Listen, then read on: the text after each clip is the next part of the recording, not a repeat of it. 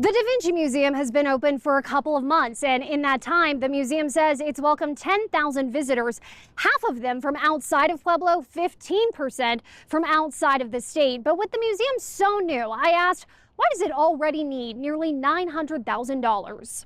With a little bit of instruction. About 60 days in, president of the Da Vinci Museum, Joe Arrigo, is proud of the museum and the number of people it's bringing in. 5,000 people, which the museum says it's half of its total visitors, are not from Pueblo.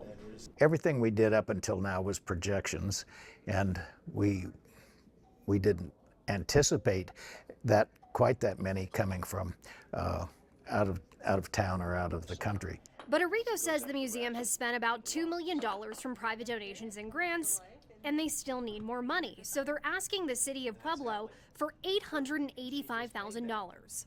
Everything was a projection. It's very difficult to try to build something from the beginning. I think now we've shown that we are up and running.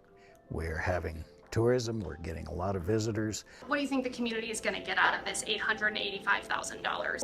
What happens is we will be more visible, we will continue to have a greater impact and continued increase of tourism. It's affecting the businesses around us. Arrigo says the money would go towards signage, STEAM programming, and getting this cafe built. He says without the money, it could take years to build this. He estimates with the city funding, it would be about 18 months. Is the museum going to be able to survive without this funding? If it doesn't come through? Absolutely. We're going to continue. This just allows us to make an impact quicker.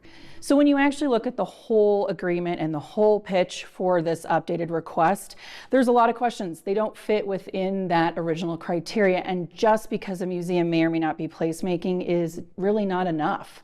But Nikki Hart, who was previously a contractor for the museum, has concerns about putting so much public money there.